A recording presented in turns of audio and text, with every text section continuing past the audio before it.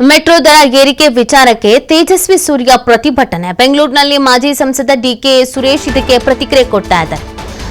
Metro ದರ ಏರಿಕೆ ಬಗ್ಗೆ ಯಾರು ಮಾತಾಡಬೇಕು? ಮಾತನಾಡುವುದಿದ್ರೆ ಪ್ರಧಾನಿ ಮೋದಿ ಮಾತಾಡಬೇಕು. ಮೆಟ್ರೋ ಹಿಡಿತ ಕೇಂದ್ರದ ಬಳಿ ಇದೆ. ಬೋರ್ಡ್ಗೆ ತೀರ್ಮಾನ ಮಾಡುತ್ತೆ, ಅದಕ್ಕೆ ರಾಜ್ಯ ಸರ್ಕಾರ ಬದ್ಧವಾಗಿದೆ. ತೇಜಸ್ವಿ ಖಾಲಿ ಟ್ರಂಕ್ ಯಾಕೆ ಹಿಡಿದಿದ್ದಾರೆ ಅಂತ ಪ್ರಶ್ನಿಸಿದ್ದಾರೆ.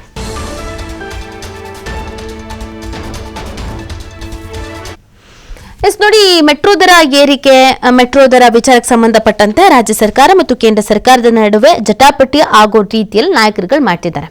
ಬಿಜೆಪಿ ಸಂಸದರುಗಳೆಲ್ಲ ರಾಜ್ಯ ಸರ್ಕಾರದ ಕಡೆ ಕೈ ಮಾಡಿ ತೋರಿಸಿದ್ರೆ, ರಾಜ್ಯ ಸರ್ಕಾರದವರು ಎಲ್ಲರೂ ಬಿಜೆಪಿ ಕಡೆ ಕೈ ಮಾಡಿ ತೋರಿಸ್ತಾ ಇದ್ದಾರೆ. ತೇಜಸ್ವಿ ಸೂರ್ಯ ಅವರು ಖಾಲಿ ಟ್ರಂಕು, ಆಮೇಲೆ ಮೊನ್ನೆ ಒಂದು ಟೀ ಶರ್ಟ್ ಹಾಕೊಂಡು ಬಂದಿದ್ರು.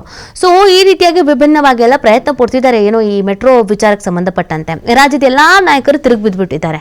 ಅಯ್ಯೋ ಬಿಡ್ರಿ ಚಿಕ್ಕ ಹುಡುಗ, ಏನೋ ಸೋಷಿಯಲ್ ಮೀಡಿಯಾ, ಫೇಸ್ಬುಕ್, ಇನ್ಸ್ಟಾಗ್ರಾಮ್ ಅಂತ ಏನೇನೋ ಬರ್ಕೊಂಡು ಏನೇನೋ ಹೇಳ್ಕೊಂಡು ಕೂತಿರ್ತಾರೆ ಅಂತ ಕೆಲವರು ನೆಗ್ಲೆಕ್ಟ್ ಮಾಡ್ತಿದ್ರೆ, ಇನ್ನು ಕೆಲವರು ಯಾಕೆ ಇದೆಲ್ಲ ಮಾಡಬೇಕು? ಇದರಲ್ಲಿ ಡಿ ಕೆ ಸುರೇಶ್ ಅವರು ಪ್ರಶ್ನಿಸ್ತಾ ಇದ್ದಾರೆ.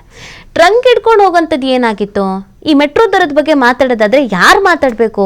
ಮೆಟ್ರೋ ದರದ ವಿಚಾರ ಅಥವಾ ಮೆಟ್ರೋದ ಹಿಡಿತ ಏನಿದ್ರು ಅದು ಕೇಂದ್ರಕ್ಕೆ ಸಂಬಂಧಪಟ್ಟಿತ್ತು.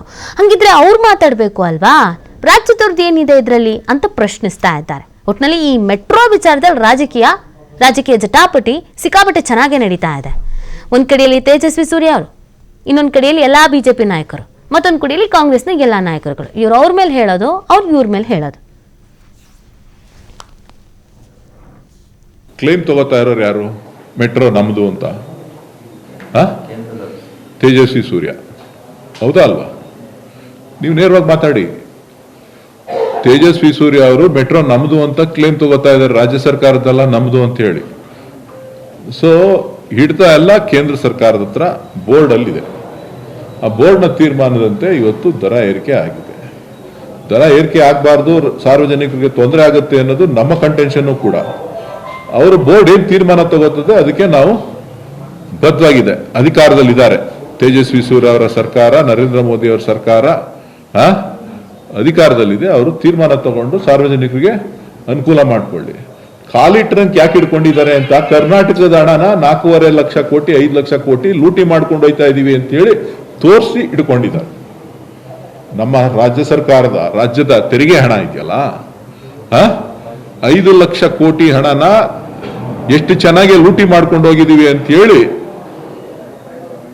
ಖಾಲಿ ಟ್ರಂಕ್ ಹಿಡ್ಕೊಂಡಿದ್ದಾರೆ. ಆ ಖಾಲಿ ಟ್ರಂಕ್ ನ ತುಂಬಿಸ್ಕೊಂಡು ತರ ಕೇಳಿ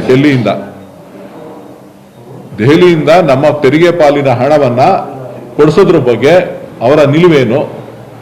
ಅವರು ಬಜೆಟ್ ಸಂದರ್ಭದಲ್ಲಿ ಮಾನ್ಯ ಪ್ರಧಾನಮಂತ್ರಿಗಳಿಗೆ, ನಿರ್ಮಲಾ ಸೀತಾರಾಮನ್ ಅವರಿಗೆ, ಅವರ ಕ್ಷೇತ್ರಕ್ಕೆ ಬೆಂಗಳೂರಿಗೆ ಏನೇನು ಕೇಳಿದ್ರು, ಏನೇನು ಕೊಟ್ಟಿದ್ದಾರೆ, ಅದನ್ನ ಕಳೆದ 10 ವರ್ಷಗಳಿಂದ 12 ವರ್ಷಗಳಿಂದ ಅದನ್ನ ಪಟ್ಟಿ ಹೇಳಕ್ ಹೇಳಿ.